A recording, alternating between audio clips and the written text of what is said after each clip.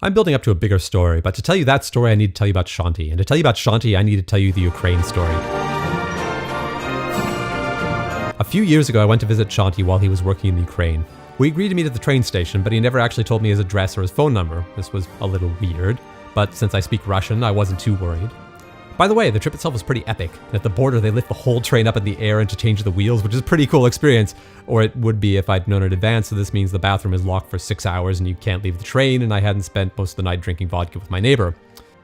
Anyway, I get to Ukraine and Shanti tells me he had to move because his last apartment got flooded. A little later, his roommates tell me that Shanti flooded the apartment. And not a little, seriously, you could have put in a diving board and called it a swimming pool. So they moved.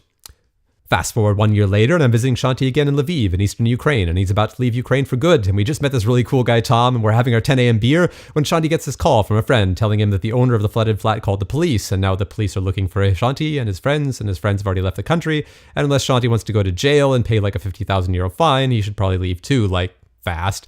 So we go to the station and we try to get an earlier train. And while we're in line at the station, Tom tells us this story about a friend of his who was arrested at the border when he tried to leave the country and only got out of jail when his family paid a huge fine. And so now we're freaked out and we come up with a really, really, really stupid plan.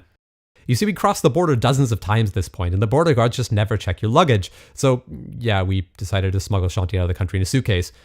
I really wish I could say we were drunk when we came up with that, but we weren't. So we go to the market and we buy the biggest wheelie bag we can find. And then we go to the station and we leave Tom with a pile of all of his stuff and all of my stuff and all of Shanti's stuff, while Shanti and I sneak off to the bathroom with our human trafficking suitcase. We stuff Shanti into the bag and I think, okay, for this to work, I only need to wheel him 200 meters from the bathroom to the train. So I start wheeling him to the door and then the handle breaks and then the wheel breaks and then the other handle breaks. And then Tom and I drag the bag to the train, and that's when we find out that the bag is too wide for the train door. And somehow we get him on board, and then the train is delayed for 4 hours. And this is Ukraine in the summer, and there's no AC, and you can't open the window. And it's like an oven in the train, but we have to wait in our oven with our human trafficking bag. And then we have to stay up all night because we need to be ready for the border crossing. And we get to Budapest, and we're absolutely wrecked, and we're sticky, and we haven't slept.